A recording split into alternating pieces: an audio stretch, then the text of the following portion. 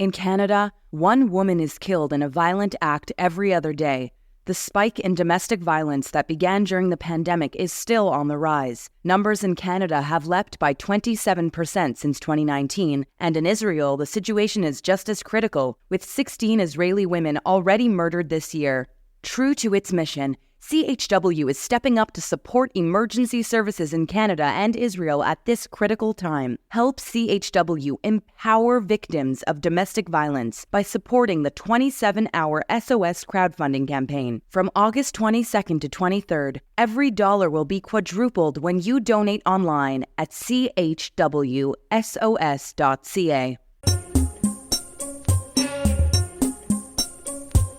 This is Bonjour Chai, the Zaftig Barbie edition. I'm Avi Feingold, and I'm here with Phoebe Maltzbovi. We are your Frozen Chosen. On today's show, what we did on our summer vacation, and a timely conversation with Rabbi Minna Bromberg, the founder of Fat Torah.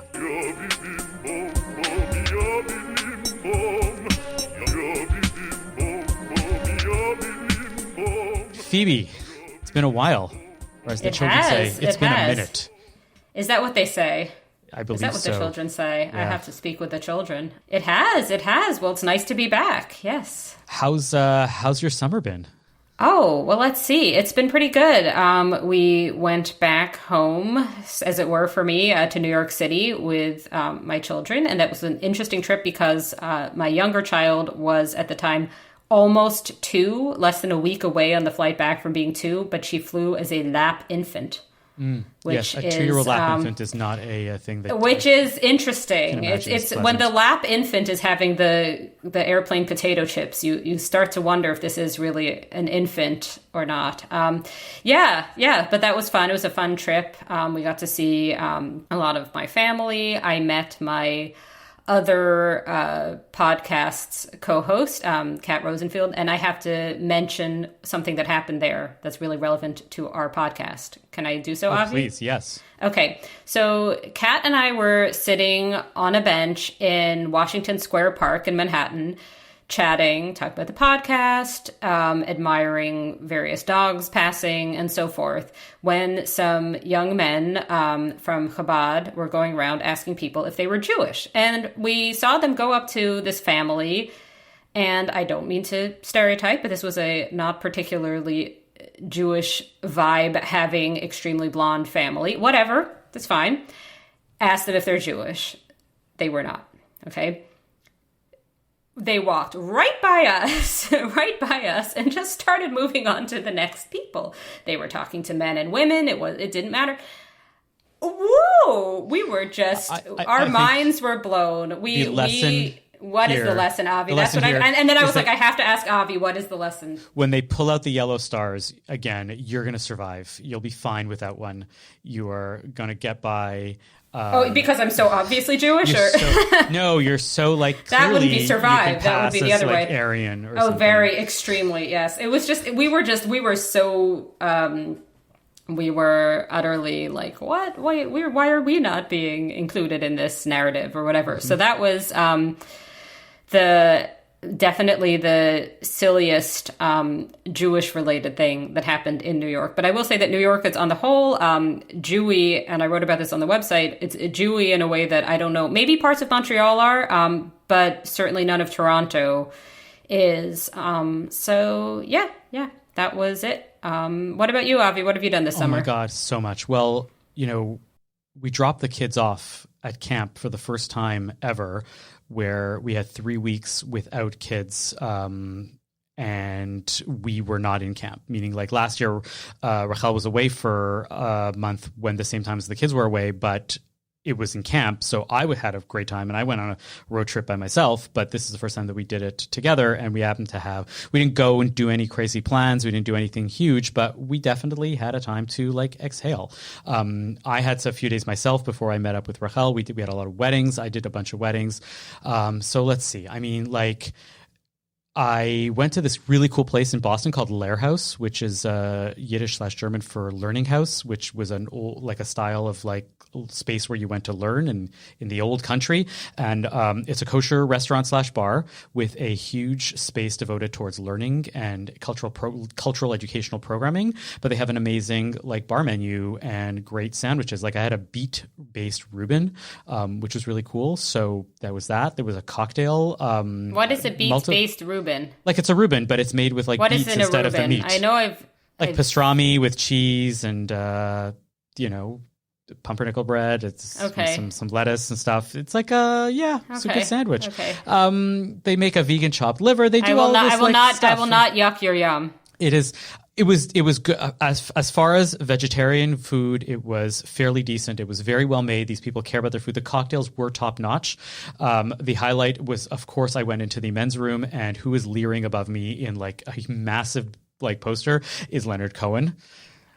Because what would be better than being leered at by Leonard Cohen in a men's room? So I asked you who is in the women's room, because I was friends. I'm friends with the manager / part owner or whatever we're going to call him. He's a friend of mine, Charlie Schwartz, who's not Canadian, but he's married to a Canadian. And we were sitting at the bar and talking about this and the whole concept of it. And I asked him, so who's in the women's room? And he said Hannah Arendt. Oh my goodness. I love it. So I was like, okay, that works. That tracks, I guess, sort of similarly. There's actually, when you walk out of the bathroom, there's, remember those old machines where you put in a quarter and you got a little egg with a little tiny toy in there? Right? You turn the handle, right? Yes. So they have one of those, but it's for Lactaid. Oh my goodness. But I don't, Lean I've into never, the Jewish thing. I have heard this. I have not in my family at all met a lactose intolerant Jew. Oh, I've met many. Okay. I'm not necessarily one of them. I have heard this stereotype, but like it is just not a thing in my family at all. This is why the Chabad guys just walked right by you. Yeah, they were like, we know how much milk you have on a regular basis, and we saw that iced latte. So I did that. I went to Toronto for a few days. In the span of like a half an hour, I saw 3 incredibly Jewish license plates in Toronto. Oh, yeah? There was your favorite, right? SEINFLD. Okay, that's a good one. Right. There was L'chaim 18. Okay, that's really good. Yeah. Yeah. And then there was 1 HOTBUBI. Oh my goodness! Right, and I couldn't. But part of me. Are you was sure like, it's not meant to be a booby? Yes, that's exactly what I was going to say. I was like, Okay. maybe it's somebody who had a single mastectomy, but she still feels very beautiful. But it's a very nice nice remaining one. Okay, Yeah. yes. Maybe that's what it Okay. was. But no, that was. How did you ascertain the Jewishness of it? It was parked in front of United Bakers. Okay, fair enough. I have other exciting personal news. Please tell us. Okay. One is that while I'm still waiting for the Canadian government's official stamp on it and so forth, I passed my citizenship test. Wow. Mazel Woohoo! tov. Woohoo! I studied this. I'm not legally allowed to say what's on it, so it remains a mystery. However, you can't tell me one of the questions. I can't tell you anything about the questions. But there's a document. It's a 68-page PDF, and you have to study that. That's the way it is. It's the official document. Can you tell me some of the stuff that's on the 68-page document that you would have had to study that was not on the test necessarily? I mean, the document covers history, geography, economy, everything. Who all these different Canadian leaders, explorers, the structure of the government, everything. It's everything about Canada. It's everything you could possibly need to know about Canada, maybe, or I don't know. But this was all news to me because I'm going to let you in on a little secret, which is that in America, you do not study this. You do not study much about Canada. It's like, it's the thing above us. It's part of Britain, basically. Don't worry about it. It's cold there. So I learned it all and I studied like crazy. I think my husband may have thought I was overdoing it a little, as like night after night for like 2-3 nights. I just was like, there's an audio version of it. And I went jogging listening to that. I jogged through High Park in Toronto, listening to the audio version of multiple times, you're saying. Oh, no, of Discover Canada though. Yeah. So I discovered Canada, I'm curious something. If I would pass it without studying, having lived here. I read an article about how apparently, Canadians generally don't pass it because it's like, and it's the same there. To become a U.S. citizen, you have to do something along these lines. It's like And I've had friends do this, and it's, yeah, I probably wouldn't pass that one. I'm curious. Like I wish you could ask me a question, but I'm not going to break the law. I know.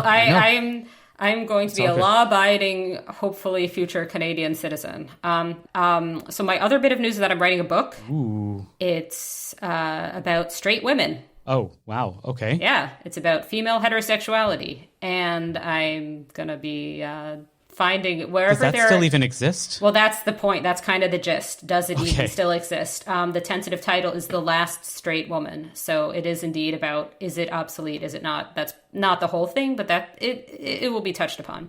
So wherever there's any sort of overlap between things Jewish and things straight women, and I'm here to report some straight Jewish women out there, that's going to come up maybe. I mean, according to Haredi society, there is no such thing as a non-straight woman or a non-straight man. So that's really going to maybe that could just be the whole focus. Anyways, no. Amazing. I wish I could top that, and I can't. I finally got a pair of the bagel dunks. Oh, that was like my that was that. But it's not writing a book.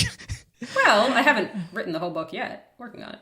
Yeah, and before we get to clearly the bigger news that we have done over the past summer, we briefly mentioned a Substack that we're starting.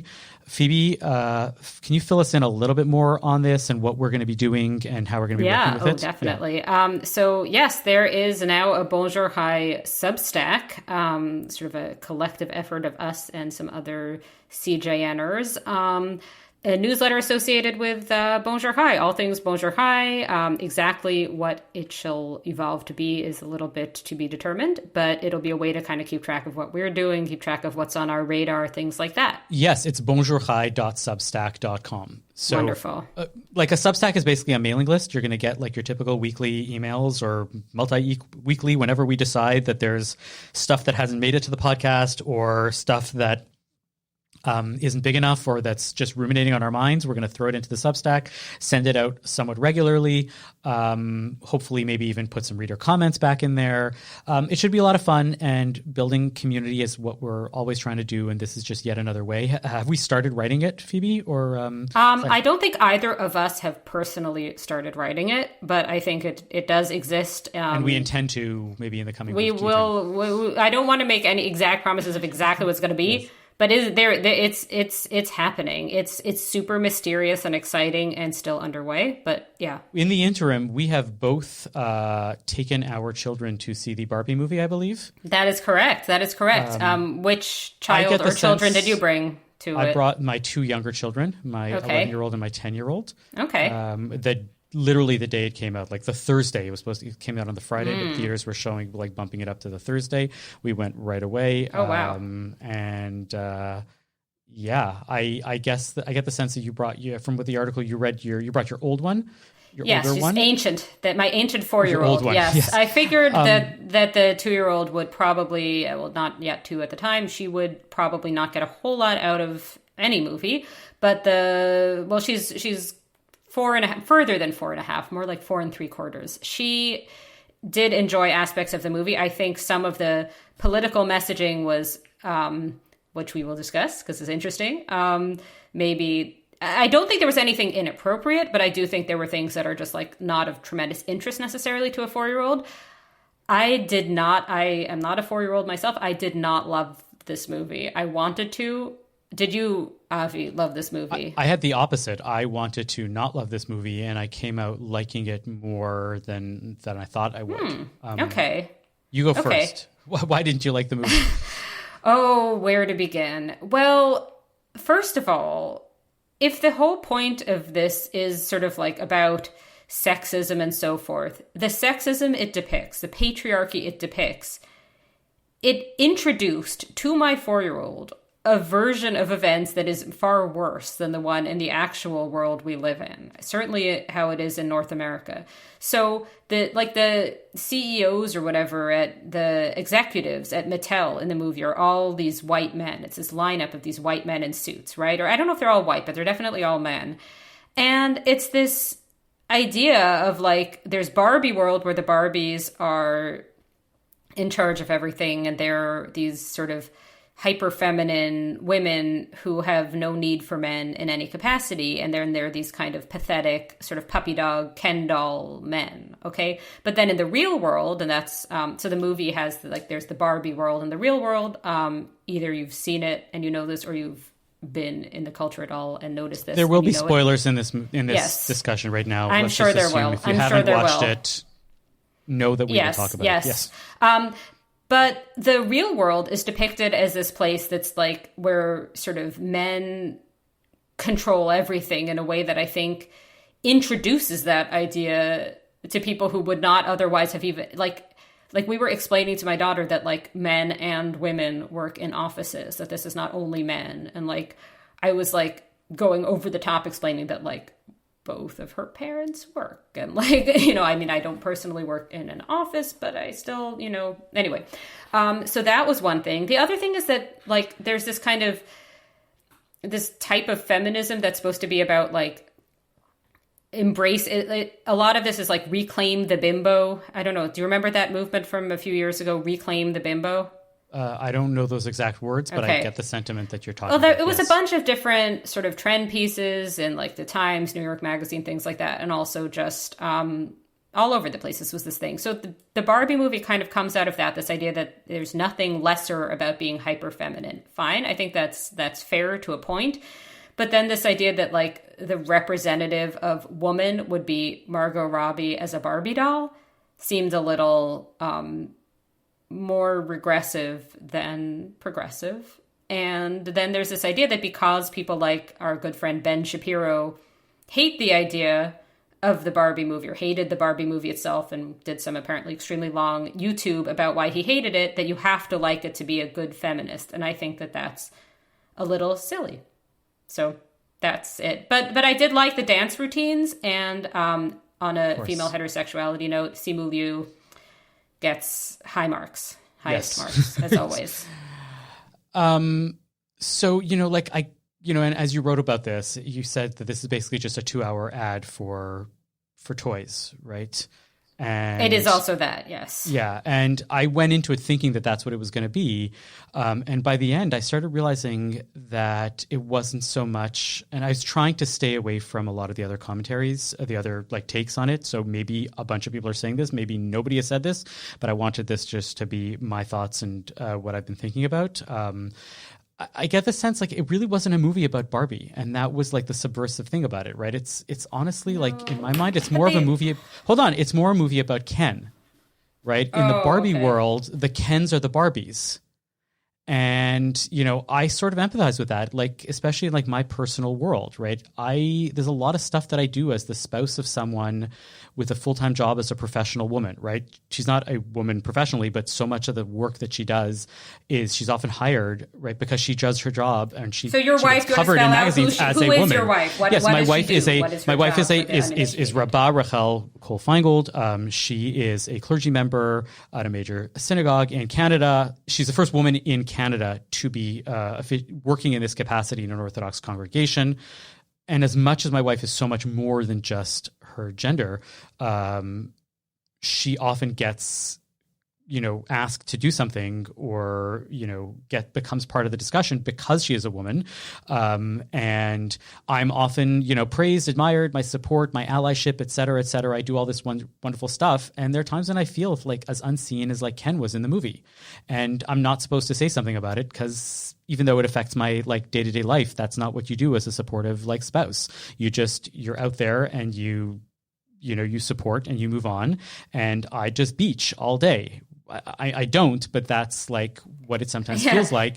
And I'm not, right. And so, right, like, hey, white male, right, keep quiet. This is okay. You've done this for 5,000 years, and it's women's time to do stuff. And so it feels a little bit sometimes like Ken in a Barbie's world.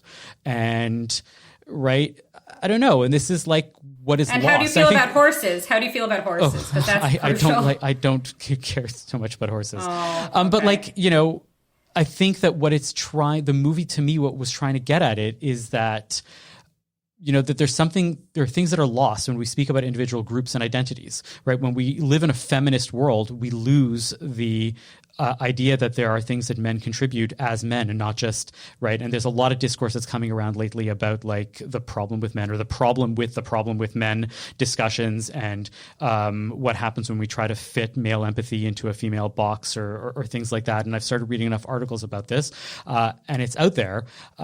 But like, I'm not sitting here. Don't get me wrong. I am not fighting for men's rights and saying that men are being erased or something like that. Please, you're not becoming an Andrew Tate groupie. I am not. I'm really not. I'm what I'm trying to say is that there are people that are feminist that are doing the work, hopefully, of what thoughtful feminism is supposed to be, that are also getting erased and that are basically, just because anything I say is perceived as carrying incalculable privilege and I'm not worthy of anything, right? That's not the right way forward. And I think that that's the message of what's going on, is that some things get lost when you talk about feminism. There are things that get lost when, you talk about anything as a whole. I mean, Judaism talks about this all the time, right?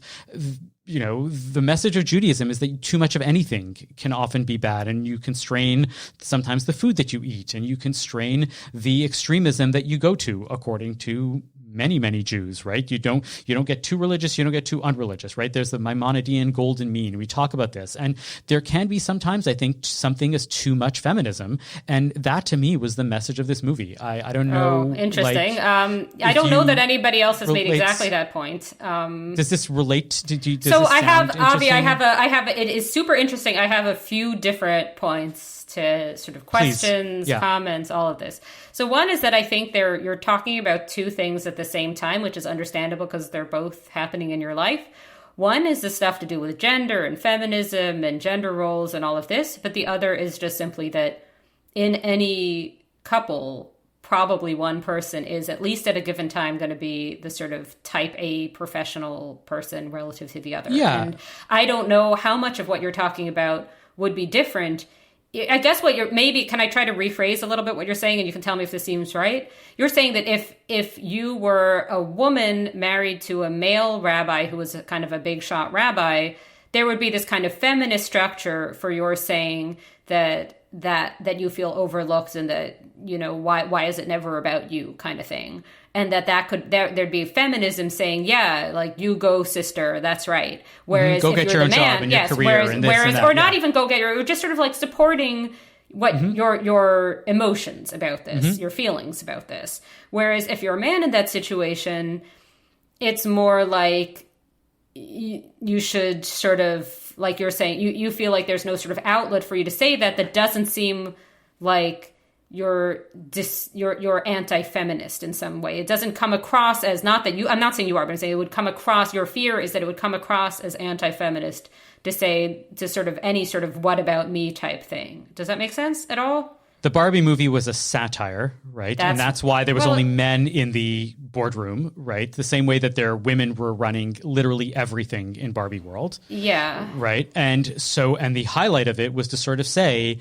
look, we actually need a balance, right? In Barbie world, you need Kens, and Kens need to be, the head sometimes of some things. And in the other world, you need women around, and that's like a big part of what it is. And to live in a world of Barbies is just as bad as living in a patriarchal world. Okay, so this gets back to, I'm going to talk about the movie itself. If Barbie world is the world run by women, why is there no cellulite? Why is everybody, why is the main Barbie, the stereotypical Barbie world? If it's a world run by women, why is it so sort of over the top for the male gaze? So in my theory of what this is going on about is that clearly by the end of the movie, right, who are the people that are really championed and, talked about? It's the Barbies that are like hanging out with the Kate McKinnon character. What do they call her again?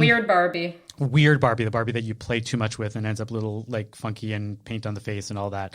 Right. And all of the misfits are just as much part of the society, right? And Fat Barbie. And by the end, it's, yes, even though all of these other things are marginalized, we need to make these like part of it. And I think that they should have leaned into that a little bit more, even though they did. I mean, they spoke about it, but yes, at the end of the day, stereotypical Barbie is still the protagonist because that's the way the girls play with this. And that's where you are right, that this is still a 2-hour ad for a toy.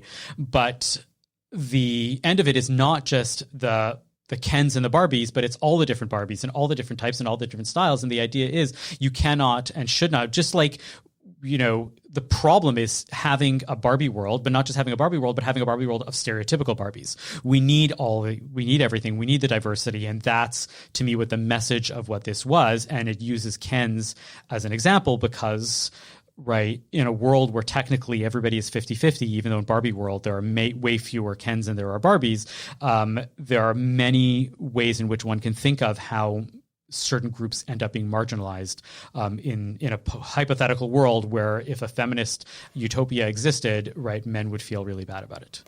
Yeah. I mean, I guess with the Barbies, what I found confusing about the movie, among other things, was you get the girl, like the human, real world girl, the teenager, tween rather, who's saying that Barbie is, not so good after all. Barbie's fascist, Barbie's sexist, whatever. That makes sense if you're a viewer who knows about Barbie dolls, but it doesn't make much sense if you're actually just watching the movie, because the movie presents Barbie world as a place that is diverse, where there are, Barbies of color, there are fat Barbies, there's a Barbie in a wheelchair, all of this. And and yet there are sort of constraints, like there aren't, Barbies outside of a certain age range, whatever. But it's confusing to me. Like there's just something. I think that you had to presuppose, right, the knowledge of Barbie and the general understanding of what Barbies are in order to walk into this movie and get something out of it, right? I think that that's true of a lot of different things. I think you can't read the Bible without having presuppositions about what it's supposed to be about. Often confused. But the thing, okay, so can I tell you the thing that bothered me most about Barbie? The Kens, I agree with you. This is me agreeing with you about the sort of it's actually about Ken thesis. Yeah. But there's a reason, which is that the Kens, or Ken specifically, the Ryan Gosling Ken, loves Barbie, like romantically, and wants her to spend the night, even though he doesn't know what that would mean because they don't have parts. But whatever. Barbie is asexual, right? She has no desire. She has no desire of her own. She's not even asexual because that suggests options in the world. She's just this kind of like object who's admired, and she's leered at in the real world, she's admired in the Barbie world. But Kens have desire, right? Romantic, sexual, whatever. Barbies don't. And that's true at the beginning of the movie, middle of the movie, end of the movie. It doesn't matter where in the movie you are. To me, that seems both like it is a case for this is actually a movie about Ken, but it's also a case for like maybe this isn't the most feminist movie of all time after all. Yeah, and I was thinking about that as like, oh, this is how girls play with Barbies. Right? No. Girls play with Barbies. Girls play with Barbies where there's a bunch of Barbies on their own and they can do everything. And the only reason why Ken exists is because, sometimes Barbie's in a relationship, right? Yes, Ken was originally intended as the brother, but he's not the brother. He clearly ends up being the love interest. But girls don't need love interests, but do boys need love interests? But when boys are introduced into the play environment, they are existing just purely as the love interest. Yes, and that makes sense, but that's not what this is about in the movie. What I'm saying is that the Ken is not a love interest to Barbie. Barbie is the love interest to Ken. Correct, yes. And I think that this what struck me, maybe this is where we actually are going to agree. Sure. Could this be? Yeah. I think that the Barbie movie is very much, and I think this has been pointed out by other critics as well, it is kind of a throwback to this like 2017-ish moment in feminism where the sort of like, I don't have any need for men type of feminism, where that's supposed to be this kind of rallying cry, and where any other, like you say, any other distinctions that don't have to do with gender effectively don't matter. The only things that exist are, some people are men, some are women. There's only patriarchy. There's no whatever sex. There's sexism. There's no homophobia, transphobia, racism. But again, I think ableism, whatever. None of that exists in this world. And I think the idea of having a movie that's solely about sexism, to the point where if you have Margot Robbie as the stand-in for women, that's not intersectional, to put it very, very mildly. I don't know. Yeah, But it was just enjoyable to watch. I mean, like the visuals, the paint is nice. Look, all that the way paint, that the fact that it was interesting, to bring back, I was saying Fat Barbie, right? I actually read this and I studied, I looked it up a bit. I did my journalistic due diligence. Fat Barbies do sell much more poorly than regular Barbies, as do all the other like wheelchair Barbie and stuff like that. Correct. They are bought often by parents trying to, diversify their kids and to add those things. There was a whole fascinating article in Psychology Today about, why girls are rejecting the new curvy Barbie, and that there's something inherent about wanting the stereotypical look of Barbie. And so that's kind of why Barbie, in Barbie world, it is filled with stereotypical Barbies. Because well, you say there's something inherent. I don't know if there's something inherent. I think there's something that's what's valorized in the culture already. And by the time a girl is at the age where she would want a Barbie, she already has these. So, to pull out a quote from this piece, right? They did a Barbie focus study where they investigated how an ethnically diverse sample of girls between the ages of 3 and 10 would respond to the new Barbie body shapes. Each girl was presented with 4 Barbies in random order. Curvy Barbie had a slightly rounded stomach, thicker legs, no thigh gap, but the term curvy is a bit misleading. While not the emaciated looking like the original Barbie, she's still quite thin, likely a US size 4 or 6, right? And going on. And anyways, they asked the girls to point to the Barbie she thought was happy, smart, has friends, pretty, helps others, and then sad, not smart, has no friends, not pretty, and mean. And basically, girls were clearly biased in favor of the thinnest bodies. And this is as young as like 3. So, yeah, there's something there. And I think that the Barbie world is there to reflect what the Barbie world of the real world is. And I think that that's what was going on there and the dangers of what happens there. And I think Ken is the easiest one to work with because of the male-female dynamic, the gender, the romance, the stuff like that. But this film could have easily happened with Weird Barbie as the protagonist or Fat Barbie as the protagonist. You think so? Yeah, I think so. I don't think so. They never sold Zaftig Barbie, right? They never sold in the Jewish community.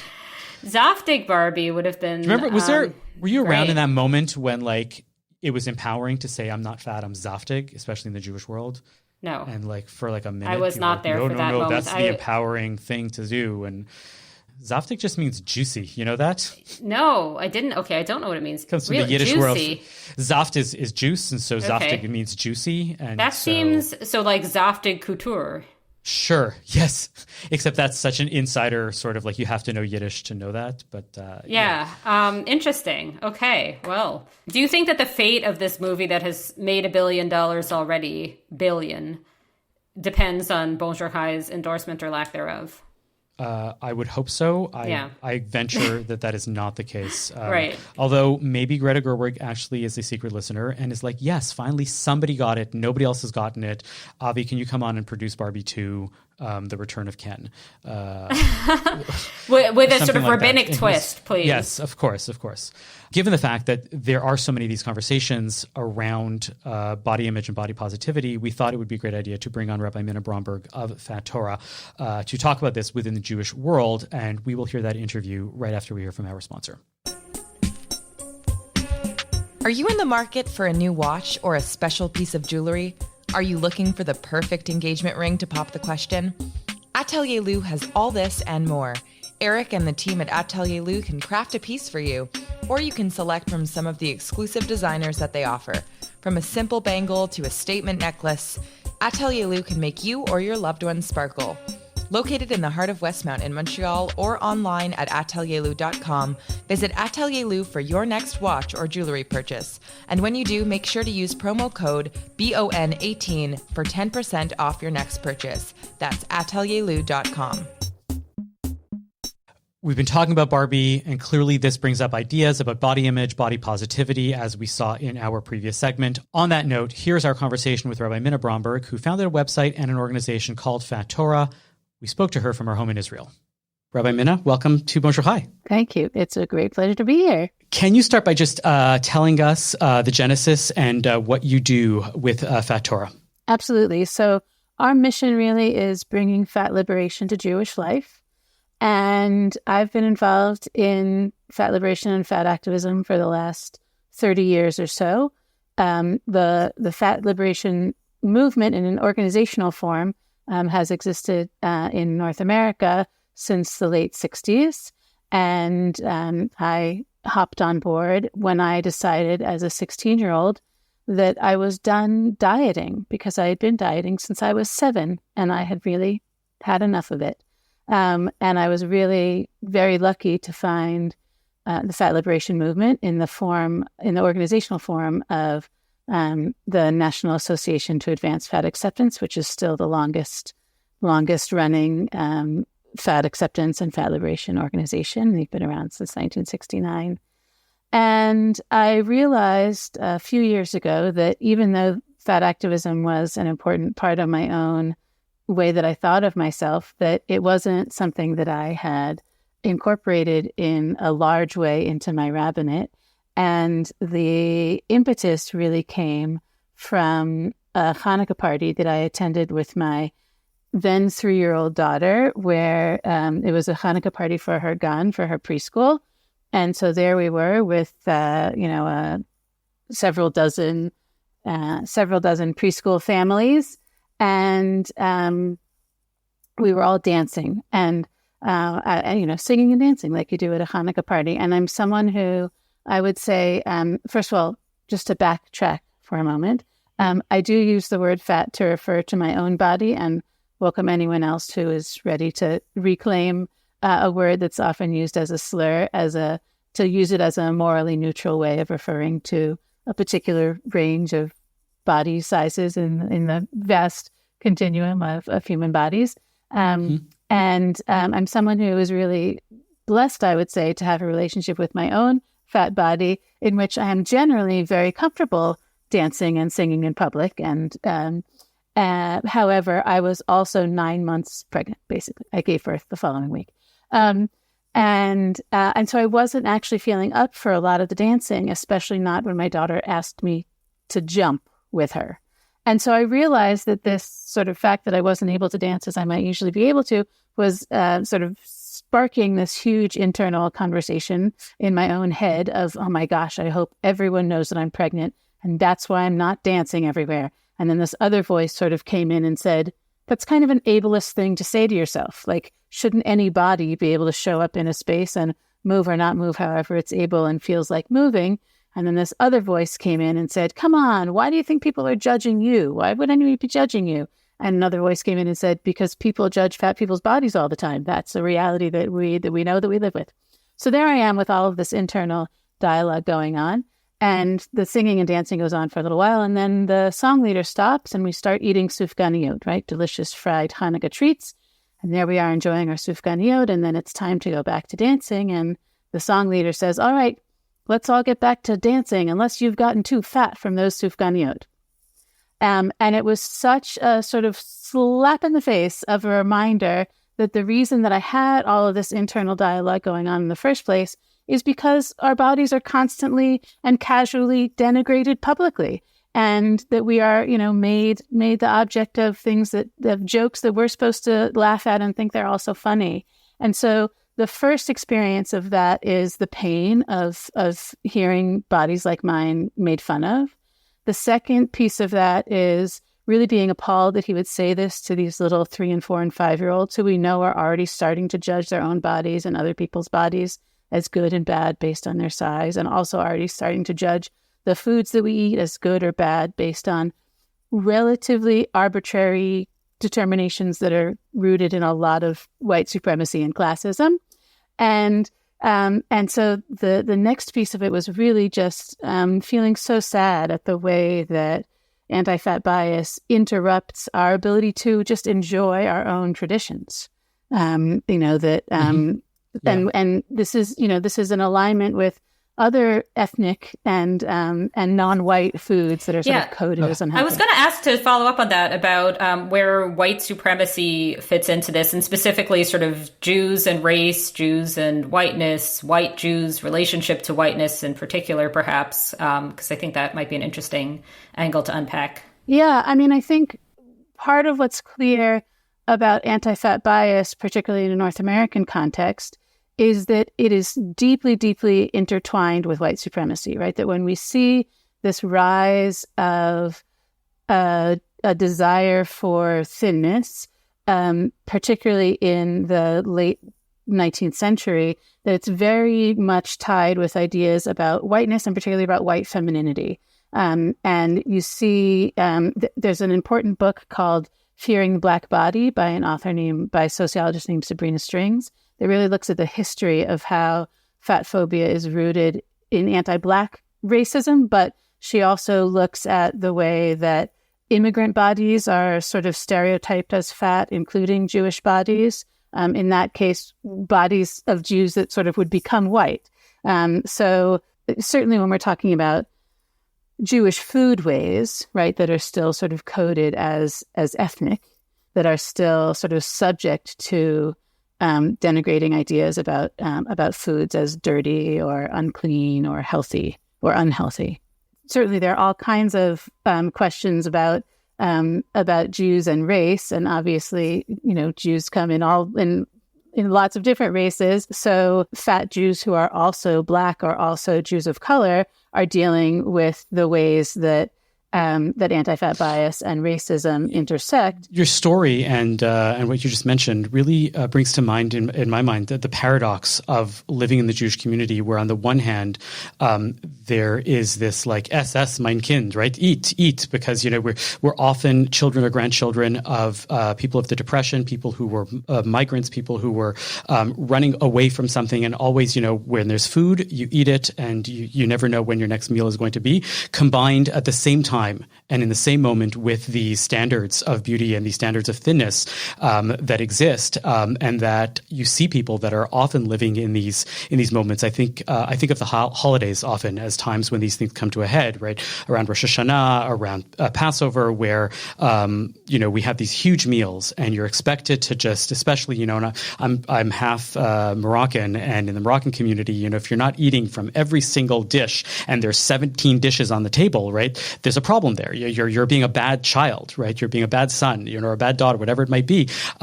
Combine that with the notion that, like, well, no, you have to be extremely thin for, dating purposes or for whatever it's going to be. How can we resolve that within the community? I mean, I think that the easiest, quote unquote, easiest, and I would say easiest, the simplest way to resolve it, which is not easy at all, is to stop centralizing diet culture in our communities. I think that it's, something that we've taken on as we've assimilated into whiteness in North American culture, that we don't have to take on, right? That we can reject. So I think that that again, it's not easy, but so for example, when people ask me, what's the one thing that we can do in our community to try to break away from anti-fat bias or to try to break away from diet culture, and I'll often say that if there's only one thing that you're going to do, the thing that you should do is to stop complimenting weight loss. Again, it's a very simple thing to do, but it's not a very easy thing to do because of how deeply we've centralized these biased ideas about what bodies ought to look like. And the problem with complimenting weight loss is, that we don't know what the weight loss came from. So we don't know if what we're complimenting is actually an eating disorder or some other form of mental illness that's causing someone illness, or just a a physical illness, or grief, right? We have no idea what it is that we're complimenting. And regardless of whether the weight loss is in fact desired, it's also what we know about the ways that bodies lose and gain weight from 70 years of research. We know that in over 95% of cases, people gain back weight that they've lost in the pursuit of intentional weight loss. And so you're not only telling this person who you're complimenting, again, even if their weight loss was desired by them, you're not only telling them, I was judging you for your size before, judging you negatively, which is what you're letting them know when you now judge them positively. Mm-hmm. But what you ought to know is that there's a 95% chance that they will gain the weight back. And so you're also, sort of preemptively negatively judging. Telling them you look good now, but you won't later. Right. So that's just in the individual interaction. But I think also in a communal setting, even when we're having individual conversations, we're having that conversation in a way that everyone in earshot is subject to. And so we're also, when we're complimenting weight loss, making a general statement about the fact that we think that being thin is more valuable than being fat. There's a camp called Eden Village, and they have this policy that's called the no body talk policy. I don't know if you've heard of this or not, and you're not supposed to say like positive things like even like nice hair, let alone like you look so thin. How do we balance the difference between, shaming somebody or saying that there is, there's this is something that you don't look as good and you could be looking better and that's a problem with, beauty in general and the potential for discussing beauty within society, within a community, for accepting that somebody has a beauty standard, somebody has a different beauty standard. How does that work within this framing? Because I sometimes have a bit of a hard time thinking about that. So maybe you can help me and then we can follow up. Yeah. From my perspective, no body talk is a wonderful stepping stone, right? It's a great first step to deal with the rampant ways that we talk negatively about each other's bodies, or again, talk positively in ways that then reflect negatively on folks who don't fit that whatever that standard is that we're complimenting.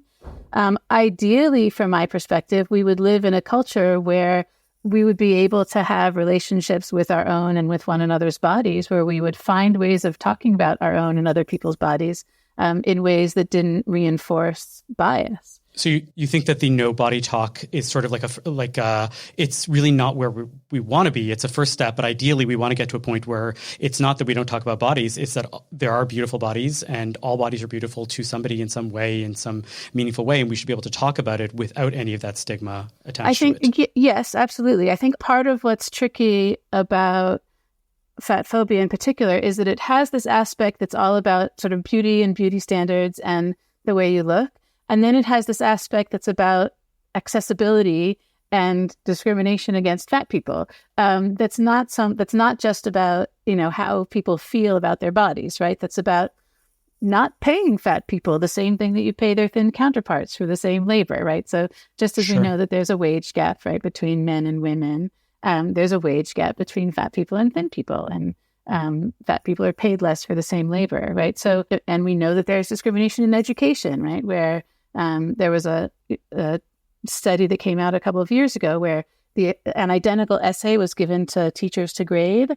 And if the essay was attached to a picture of a fat student, it got a lower grade than if it was attached to a picture of a thin student, right? So we have also these sort of just very, very ingrained institutional forms of discrimination that I'm not sure that any amount of no body talk is really going to help.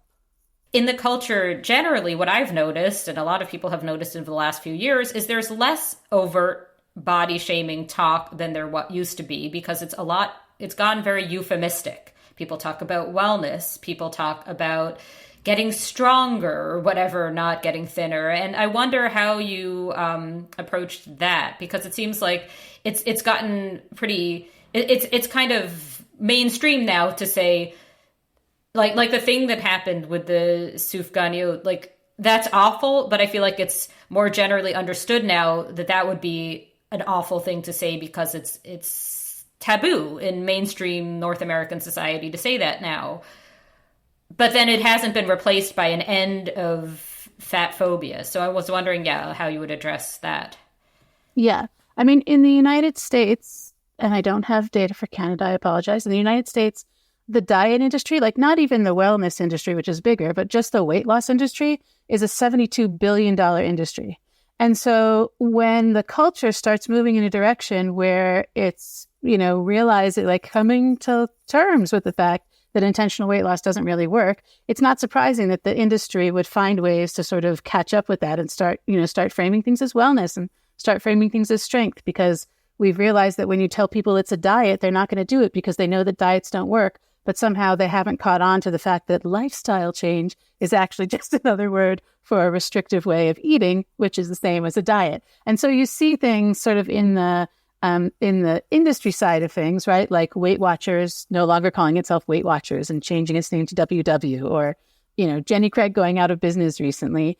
But I agree with you that it's gone euphemistic. And I think, as with anything that goes euphemistic, it ends up sort of papering over. Like, it's not the case that fat people are getting any more competent healthcare just because we use euphemisms instead of, or aren't facing the kinds of, you're still getting fat people who have, who are going to the doctor and, saying, I have pain in my stomach and it's, not letting me eat. And the doctor saying, well, that actually could be good for you. And then it turns out that they have, some horrible, horrible condition that's not letting them eat, that should have been diagnosed, but was not diagnosed because the doctor thought it was a good thing for them to lose weight. So I don't think that any of that sort of euphemizing is that a word? I'm not sure. Has led to sort of structural changes in how fat people are treated. And I think it's largely, fueled by the desire of the wellness and weight loss industries to still make billions and billions of dollars. And you also see, you see pharmaceutical companies getting into it as well, right? So you have this big campaign against weight stigma that's being funded right now by Novo Nordisk, because they're hoping that if they can, sort of frame obesity, quote unquote, as a disease, that they can get more people to buy their weight loss drugs.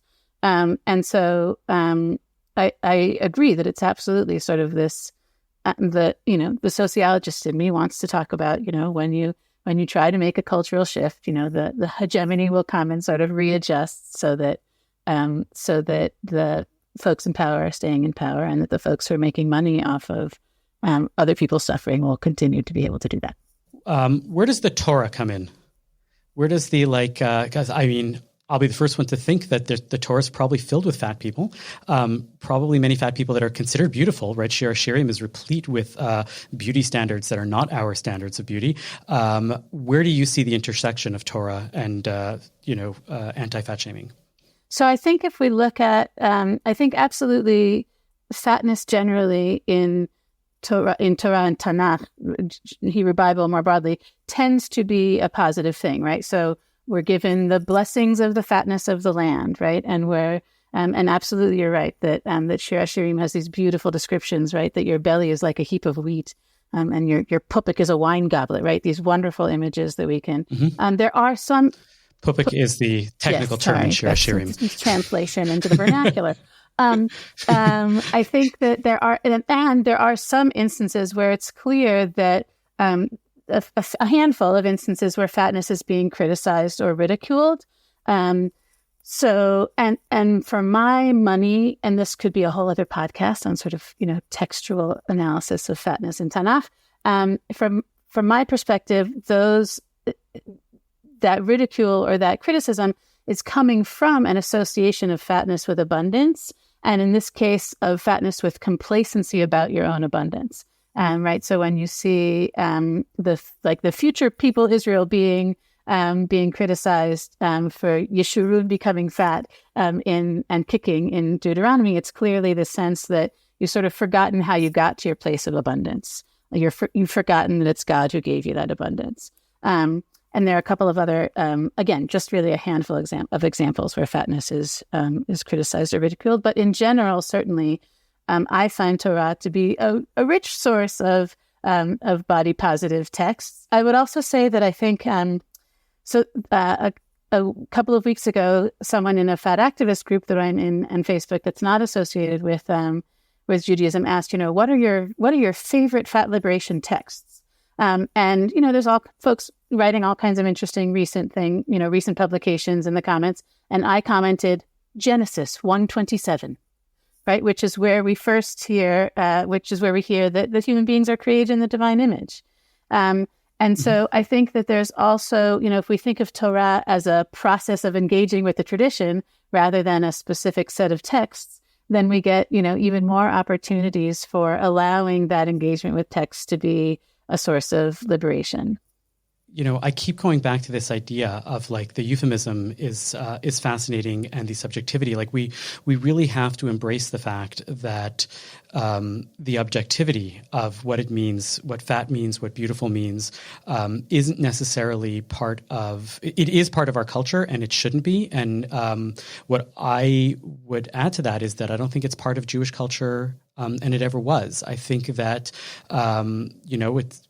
the Torah tells us to watch our health, but the Torah doesn't tell us how to watch our health or what that means. It just means to watch our health. One of my favorite passages in the Talmud actually is really speaks directly to this, really very much so, where you have this discussion of like how should one dance before the bride, right? And then the Talmud then answers. It says, well, the bride and her entourage, and that's what you do. You dance with the bride and the entourage. And Shammai asks this. They ask this question, right? This question is asked, well, what if the bride is not beautiful? And Shammai says, well, that's a problem, right? And Hillel goes and says, no, the nature of a bride being beautiful is that you don't have to see the bride as beautiful. You have to recognize that the groom sees the bride as beautiful. Otherwise, they would not be getting married. And this is, to me, the key to unlocking all of Hillel and Shammai is that Shammai tends to always be objective, and Hillel tends to always go to the subjective, which is the human-centered approach of it. And what you're asking for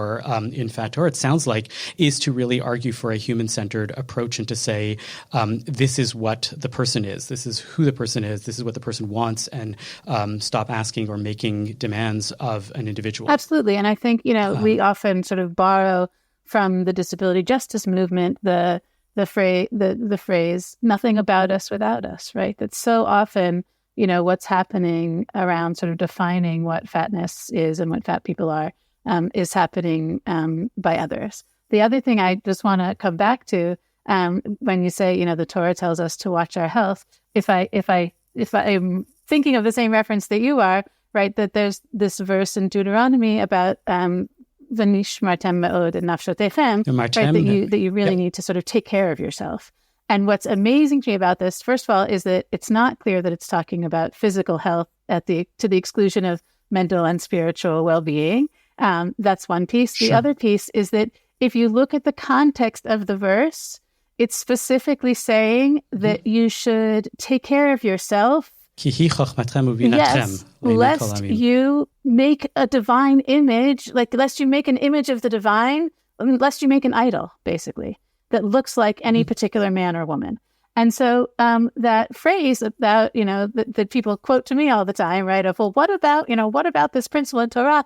And I tell them, well, it's actually specifically in the context of not creating an idol out of a particular body type.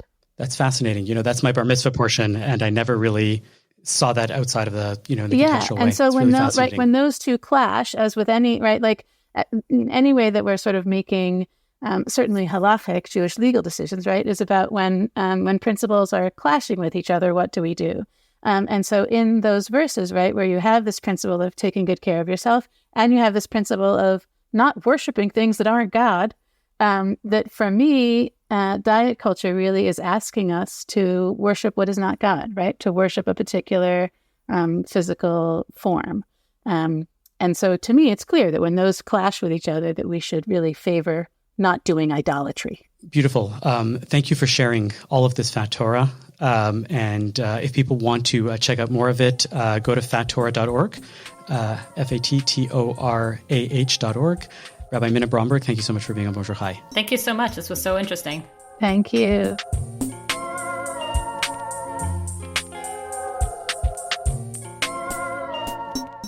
Beth David Hebrew School is now accepting new students. One of Toronto's most dynamic, egalitarian, conservative congregations is offering personalized Hebrew lessons, hands-on learning, exciting field trips, and small group activities, all with a hot dinner included. This is Jewish exploration that will last your children a lifetime. Classes run weekly on Monday nights from 5 to 7:15 p.m., starting September 18th. To learn more and enroll, visit bethdavid.com or email Adina, that's ADINA, at bethdavid.com. And now it's time for our Nachas of the Week. Phoebe, what's your Nachas? All right. So my Nachas is going to stay a bit on theme, and it's an article by my Feminine Chaos podcast co-host and friend Kat Rosenfield called Unraveling the Secrets of the Barbieverse. So it's like about the Barbie movie, but from a quantum theory lens. And she actually speaks to a physicist about this, about like the Barbie world's connection to the real world. Like if one girl plays with one Barbie and that alters the Barbie world, but how does that work? What's the ratio of Barbies to people? It's super interesting. And it's just like this, like whoa kind of scientific take on the Barbie movie, which is different from all of the kind of culture wars and or just I'm culture fascinated takes by on this. it. I cannot wait to go read this. It's on Slate. It's amazing. It blew my mind, and I cannot recommend that highly enough. So Avi, what's your nachas? Phoebe, you like all things British. I assume you like Britpop as well. Sure. Yeah. Are you a fan of Blur? Yeah, Blur's great. Okay, so I don't know if you know, Blur came out with an album recently called did not know this. The Ballad of Darren. And there is a song on The Ballad of Darren called The Rabbi. What? Yeah. And hold on. Because I'd originally thought that was going to be the end of that story. And I thought, this is a cool thing, and we'll go out on this, like, oh, there's a cool Blur song called The Rabbi. And I looked at the lyrics, and it seemed kind of generic but interesting. And I did a deeper dive into this song and figuring out what was going on. And it turns out that there's a whole story behind it that CBC partially uncovered, and I'm more uncovering a little bit now. And CBC uncovered this back in 2019. CBC originally aired this piece on Q in 2021. It was an interview with Damon Albarn where he mentions this rabbi that he met on a plane who he had an amazing conversation with and left him profoundly impacted. And clearly this song is a result of that conversation. Hold on. It gets better. So this is Q on CBC. And it turns out that this rabbi as he was saying, I couldn't remember the rabbi's name. I need help figuring it out. We have figured this out because he said all he knew about her was that she was an older rabbi that was originally from Winnipeg, but she had moved to Vancouver. And the internet has figured out that this is Canadian Rabbi Roki Bernstein. Wow, incredible. And so there is a Britpop, and if you listen to the interview on Q and he talks about certain things, the lyrics clearly match up with the intent of what the relationship and the conversation that they had. So I'm guessing that by now they have some sort of relationship. They have established some sort of a friendship, maybe not. I actually reached out to her. I don't know if I will ever hear back from her or not, but there is a song about a Canadian rabbi on Blur's most recent album. That is my nachas of the week. If she gets back to you, we need to have her on. Well, of course. That is incredible. It's like, I'm thinking about when people try to figure out which boy Taylor Swift is singing about, but it's like, which rabbi is Damon Albarn singing about? Yeah. It's like, I love it. It's great. So that is my nachas for this week. Phoebe, it's so great to be back, really, and great to have this conversation as always. Avi is such fun as always, yes. Thank you for listening to Bonjour Chai for the week ending August 19th, Shabbat Parashat Shoftim. The show is produced and edited by Zach Kaufman. The executive producer for CJN Podcast is Michael Freeman. Our music is by So-Called. We are a project of the Jewish Living Lab and are distributed by the CJN Podcast Network. You can listen to all our past episodes on our page at thecjn.ca/bonjour, and you can subscribe to the podcast and automatically receive all episodes on Apple, Spotify, or wherever you get your podcasts. We'd love it if you told a friend about Bonjour Chai. It is always one of the best ways we get new listeners. And as always, you can email us with comments at bonjour@thecjn.ca. Jewish comedy legend Modi and Hasidic rapper Nissim Black are coming to Toronto to perform live at UJA's campaign launch on September 7th. Visit jewishtoronto.com to get your tickets today. Don't miss Modi and Nissim Black on September 7th. Go to jewishtoronto.com for your ticket today.